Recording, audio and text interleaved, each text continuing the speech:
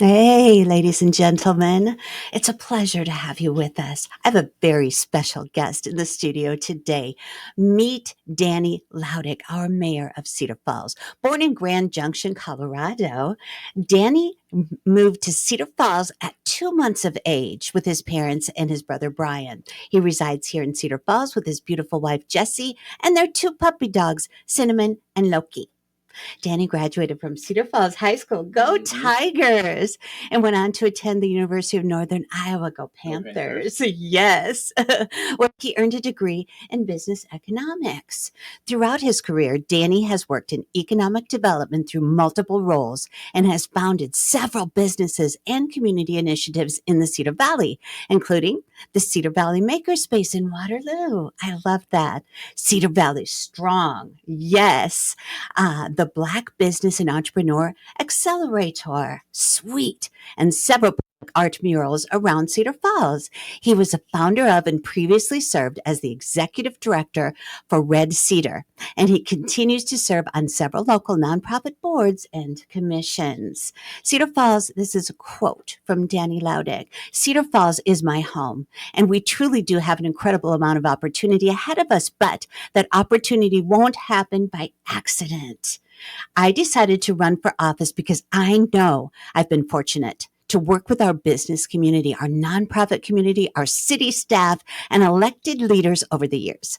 I've always found one of my biggest strengths is helping bring together a diverse group of stakeholders to work toward a common goal. I'm looking forward to the chance to do just that for the Cedar Falls community and for all of us as residents. Welcome to the show, Danny. Great to be here. Oh, Thanks for having me, thank Vicki. you so much. My pleasure. So let's get right into the thick of things. Yeah. Mayor Danny, what's the part of leading Cedar Falls that fires you up the most every day?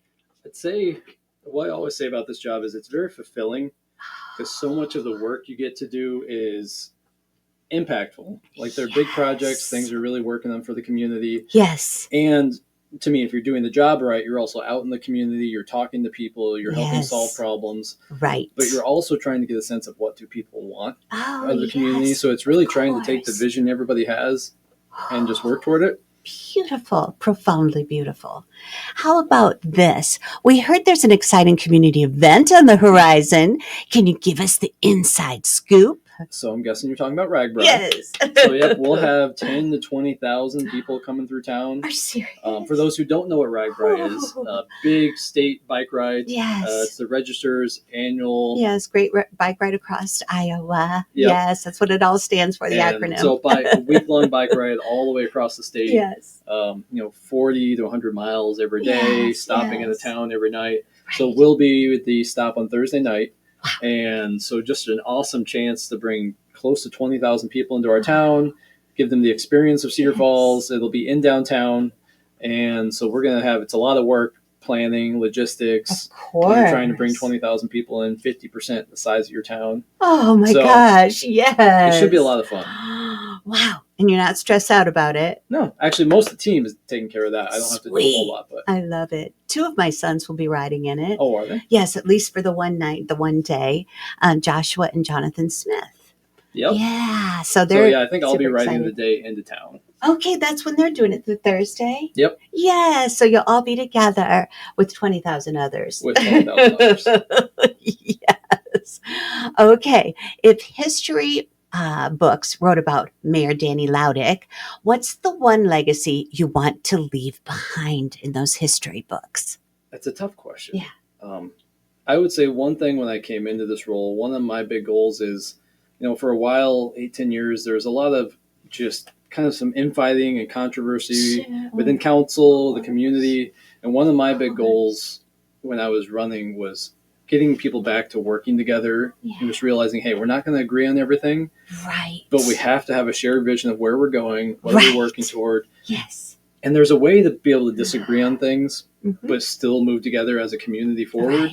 Right. And that was one of my big goals is how do we get everyone back to the table? Because I think especially nowadays, there's such a negative perception of government, of politics, of how people interact, that people are looking for conflict. They're looking for drama. Yes. And yes, at the national level, whole different thing. But locally, we're really just making decisions about streets, roads, infrastructure, Yes. quality of life projects, the actual tax rate that pays for all that. Mhm. And it's not supposed to be a big political, Right. controversial Right. infighting. Of course not. So if anything, my goal is how do we rebuild that sense of community Mhm. in local government Right. and just get us back to working together toward things. Again, Exactly. knowing we're never going to agree with everything. Right. Right. We've got 41,000 people. If anyone has a spouse or a partner, Yes. you know, two people can't agree on everything. Right. So getting 41,000 people isn't going to happen. Exactly. But again, just that would be my goal, is just that legacy of how do we get people back to the table. If anybody knew John Cruz back in the day, yes. that was something that Rest I think in John, peace. rest in peace, John. Yes, rest in peace. That was something John did an incredible job with, is bringing people to the table, Right. getting people involved, making sure the community knew the city's listening to the concerns, Right. listening and engaging with residents. Exactly. So that's my big goal, is bringing a lot of that back. That's beautiful. And the philosopher Hegel always found a certain social energy to the positive and the negative. He felt they worked together to bring something beautiful. So when we disagree with someone, we try to walk their way, they try to walk our way, and we make this social energy that is beautiful, according to Hegel. And I think that's beautiful. Yes. Okay, so how about this? What's one thing folks often get wrong about you and you want them to understand better? Yeah. I think because my degree and a lot of my background has been business, Yes. I think people assume I'm a very businessy person. Okay. And actually, my original degree at UNI was art. So I was originally an art major. Yep. I was an art major. I have a BA in studio art, drawing, painting. Yeah. I didn't know that. So my original major was art. I was interested in industrial design, 3D digital art. And you switched over to business? I switched majors 7 times. Oh, whoa, good for you. You have a lot of interests. Yeah, I didn't. It's just when you're in college, you try things out. Try things, I did electrical engineering, computer science, and physics. Wow. But I've always had a pull toward creative design, art, development. So a lot of people, I think I'm very, what's left brain, right brain, which is the business side. Right brain is art. Okay. So I think a lot of people, right. a lot of people think I'm very left brain. Oh, and I would say I'm actually pretty evenly both. Okay. Yes. I think a lot about user experience, design, how people engage with things, not just what it is, but how it's done, and how people interact with it. And so I think that'd be one big thing, is a lot of my background is trying to bring some of that creative impact to what can seem like very boring businessy government work. Right. That's beautiful. And you also are very loving to animals. I witnessed this when you gave our little canine Mary a drink of water, a nice, not just a sip, but the whole cup. She was thirsty. She was so thirsty at the children's parade. Oh my gosh. Oh, for Sturgis Falls. It just made my heart flutter. My wife and I are big animal people. I love that. This poor animal, plus she has got this, like a thing around its waist and, this, whatever they call that, the vest. She's got to be so hot. And who took the time of that whole group, or even thought of it, to give Mary a big glass of water? Yes, I love that. Okay, so any new projects or initiatives you're personally passionate about rolling out soon? There's a lot of them. Okay, let's talk about them. One big one I would say is, and again, this sounds boring. Yeah. Businessy. But to me, it's a very creative endeavor. So we're working on a new strategic plan internally at the city.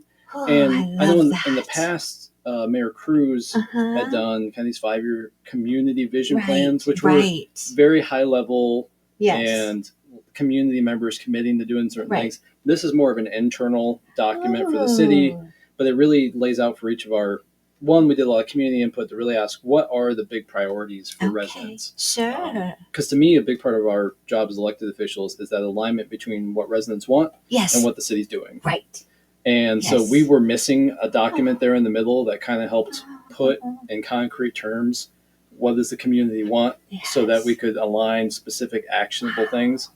But for the community, it also helps them see, hey, we are committing to doing these things because you said this is what was important. Exactly. And so then that we're working on right now, the internal part. Nice. So we got community feedback. We had 400 to 500 residents fill out pretty long survey. Ooh, Did several nice. focus groups, community focus groups, worked with council to kind of sit together and look at all that data Wow.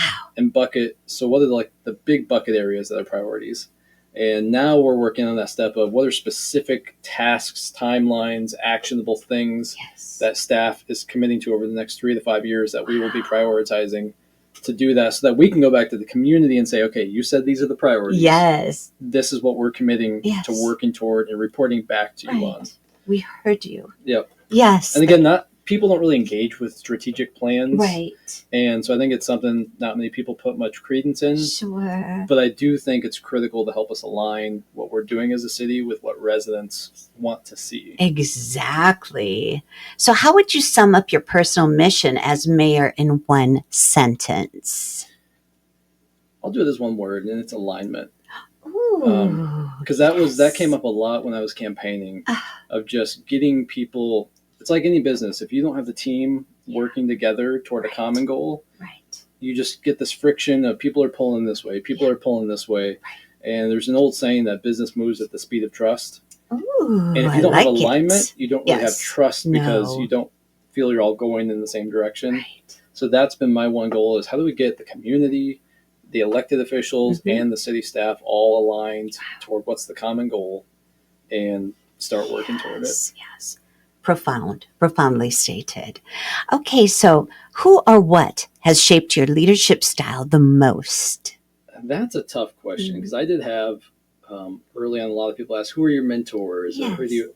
And I've never really had a specific individual or book or historical figure or anyone that I read, but I read a lot of just not really like biographies or those types of things, just naturally across, changing majors 7 times. Yes, of course. And in the jobs I had, I've always been the type that looks and observes what other people are doing, asks questions. Yes. And so I would say part of it is I don't really have a specific, this is where my leadership comes from, but you have to just observe. Yes. Especially I'd say in those college years in high school, it's a great time to just look at how people do things, see how their decisions make impacts in a good or bad way. Right. And just try to craft your own leadership style from all that input. Because I would say that's one thing you get an appreciation for in a role like this is so many of the things that we deal with on the elected level, there's no right or wrong answer. Right.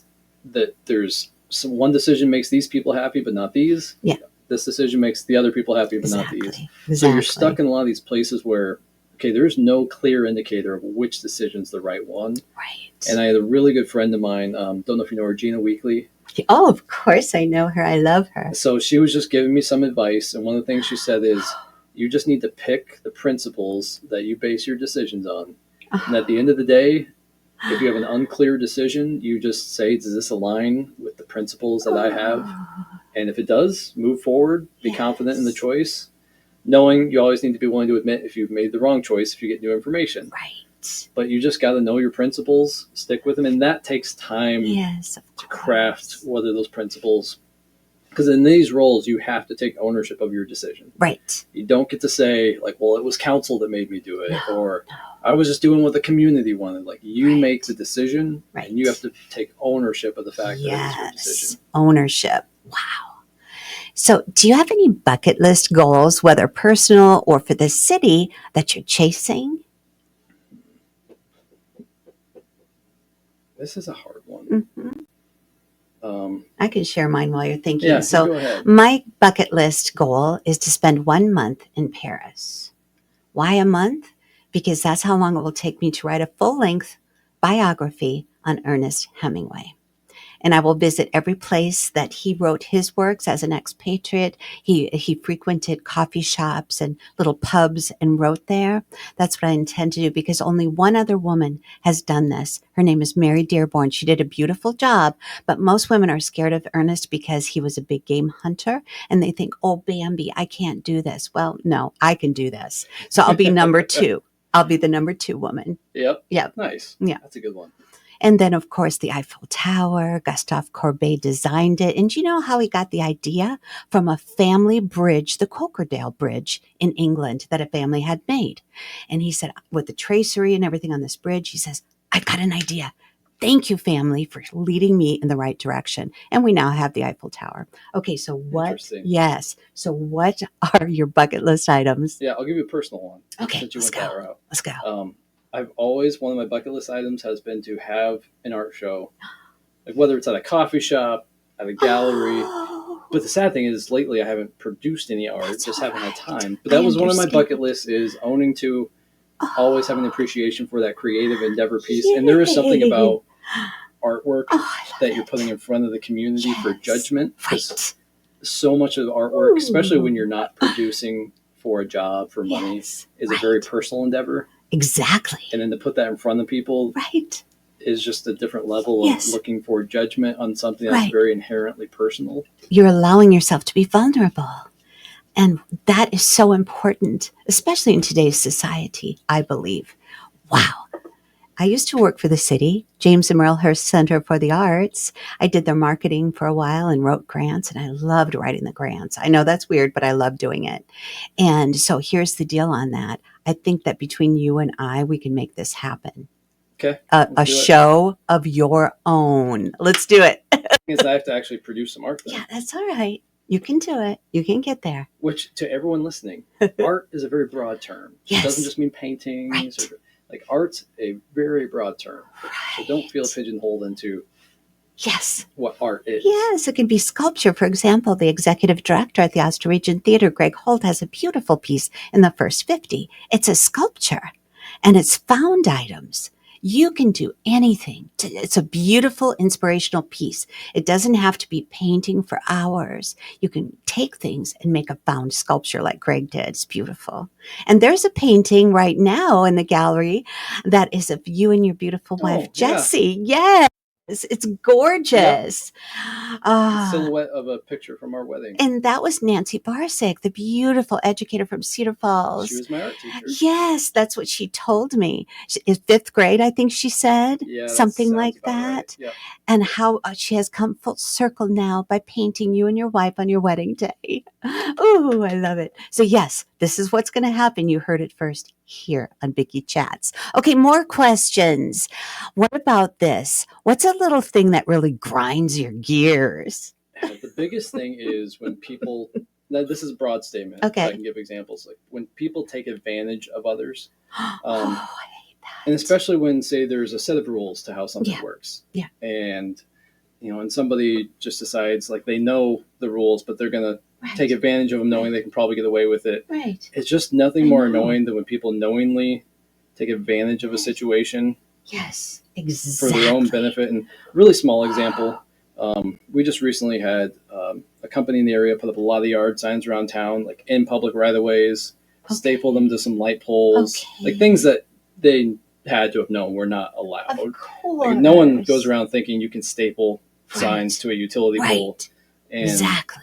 And kind of over a holiday weekend, it's like, okay, come on, guys, That's ridiculous.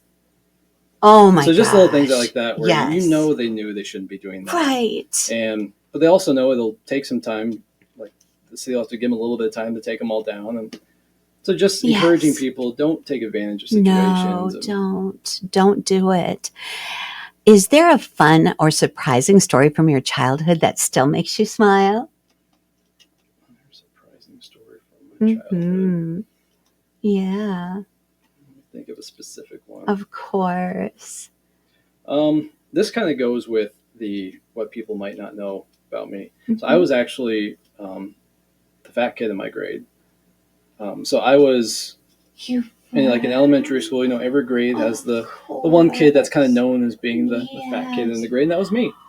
And oh my gosh! So I was probably about in 9th grade or so. 8th grade, about 235 pounds. I was a big kid. I played sports. I was active. But I just football, right? I just put on weight, and I ate a lot of chips and dip. I love chips and dip. Of course. So there was a few times I remember where, I was picked on a lot, but I was also the big kid. But my parents raised me, not to hurt other kids, to stand up for others. So I was better at standing up for others that were getting picked on than for myself. But I remember one time, and this is where I have to give my mom and my dad, my parents, a lot of credit. So, bullying is a hard thing to deal with for schools. Yeah. And so I was getting picked on, Yes. and at a certain point, my mom felt the school wasn't doing a good job really addressing it, so she came with me to the principal. Yes. And she said, Mama. Hey, she said, just so you know, I have given Danny permission to physically stand up for himself. Yes. And the school said, well, you can't do that. Like, and she said, if you guys are not going to do anything about it, I want him to know that he has the right to stand up for himself. Yes. Yes. And they very quickly did something about it. I'm sure they did. Perfect. But again, to give some credit to my parents, like for me as a kid to be able to hear someone, because I was also taught, like, don't hurt others. Right, of course. But to also be told, hey, if there's people picking on you and no one else is going to look out for you, then you need to be able to look out for yourself. Yes. And that was something that always stuck out to me. Wow. From my parents, is being able to help step in for that. Beautiful. And your mama was so strong to go in and do that. Now, just a little aside, when I was chatting with Jessie while we were waiting for the parade to start, she'd indicated that your mama at first, when you became mayor, struggled with some things, seeing things, and she'd call and say, are you okay? Are you okay? I'm worried. And eventually she got used to it and she didn't have to do that, which is beautiful. I love how she sticks up for you. That loyalty she has for you. I do the same thing with my son, Dr. Jared Smith, superintendent of schools. I called last weekend. I'm in tears. He doesn't answer at first. Then he picks up, Mom, are you okay? And I said, honey, I saw something bad on Facebook. He's like, Mama, just let it go. I just let it go. You know, and I said, that's right. I always taught you, if you don't have your critics, you're doing something wrong. He said, there you go.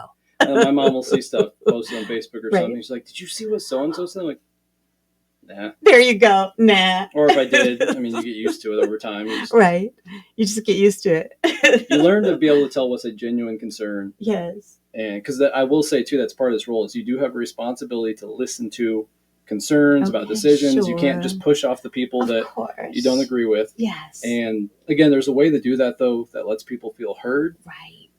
But then even if you have to go a different direction or make a decision they're not happy with, that says, hey, I hear you. Right. Let me restate your problem for you so I can show I understand it. Exactly. But here's why we moved ahead with the decision we did. Oh my gosh, yes. And again, that's, I think, a big part of how do you bring people along, even if you have to make a decision they're not happy with. Exactly. And our news director, Scott Fensloff, he's so wonderful. After I had to go work after this, reading this thing on Facebook, I had to work that day in our tent under this hot sun. And I just read this thing on Facebook about my son. He's like, Vicki, I'm going to share a quote with you that really helps me. And it's this. And I believe he said that it was possibly Winston Churchill, but I could be wrong. Anyway, it is as follows. Do you have enemies? Good. That means you stood up for something important. Yes. I love it. And that just made my day that day. Okay. So what advice would you give to someone wanting to get involved in local leadership or community building? First thing I would say is just go volunteer for things. Yes. Like I never had a goal to be mayor. Politics was not one of my majors, political science. Oh my God. I never had the goal to be in elected office. Wow. It's just, I've always had my goal, and this is kind of a nerdy economics thing, but my driving goal is always, how do I, with the time I have in this world, create the most value for the world? Like, what's the thing I can do with my time that best improves people's lives? And I know that's a vague thing. There's no right answer or wrong answer to that. But so I never really set out of saying, I'm going to be a mayor, or I'm going to be an elected official. It was just, I got involved with like the makerspace. Yes. There was a group of people doing some monthly meetups, and just I have that creative side. I like making things, and I wanted a space with the equipment. So I ended up getting involved with the board of directors, and we helped fundraise. But it was always just with the goal of creating something of value. Exactly. And again, so we did one little thing. And then once people see that you can do something small, they trust you to take on something bigger. Oh, yes. So what I would tell people is don't jump to saying, I want to be this big shot, or I want to be a mayor. Just do things in your community that add value to people. You know, the old saying back in the day was be the most powerful person in the room. And I don't think that really gets you anywhere nowadays. Right. The question is, can you be the most valuable person There in the you room? go. And if you can add value Mm-hmm. to people's lives, to what they're trying to accomplish, Right. it makes it far easier, because if people trust that you can get things done, they'll continually ask you to do more. There you go. And I had to have someone ask me to run. Right. And because I had a few people, when previous Mayor Green announced he wasn't going to run, who reached out and just said, hey. He reached out? Well, not he didn't. Oh, someone I had else. just a few community members. Community members. I love it. So I think just do things, get involved, and you will naturally, if you just focus on creating value, people will ask you to take on more. I love that. Since becoming mayor, Danny, what's been your most proud wow moment that made it all worth it? Honestly, it's the small things. Yeah. It's when you genuinely even just take time to show up and talk to someone about their concerns. Right. Even though maybe you can't do anything about it. Maybe it's something that is just, there's no solution. Right. Like, just that they know the leadership of the community took the time to care. Exactly. Those are those little wow moments that you realize the importance of just showing up. Right. And listening. Yes. And those are the things that I think feed going forward, because a lot of the big decisions are stressful. People aren't happy about it. Right. Well, the ones that aren't happy, you hear much more from than the ones who are happy. Of course. But again, just those little moments where people genuinely just have that sense of thank you for caring enough to just literally show up or answer the phone. Right. I think are the things that really feed you through working on everything. And my wow moment again was seeing you give Mary a glass of water, Canine Mary. It's just, it represents you. You're always serving. You're a public servant, even for a canine, Mary. It's just beautiful. So where can our listeners connect with you online or follow your work in Cedar Falls? Yep. So I would say biggest thing is just following Cedar Falls news. I'm not hugely active on social media. At least this first term, I wanted to just focus on doing the work, not worry about trying. And I don't like again, to the earlier point of, I like to just be present when I go to something. And, a lot of times I've actually had people back to that wow moment question of just say, thank you for showing up. And people know this when you don't make things a political stunt. Yes. When you don't make something a photo op, when you actually just show up and you just take care of Mary. Like when you just do those things, you don't need to promote them. Right. But so I would say to connect with me, though, is really just connect with the community.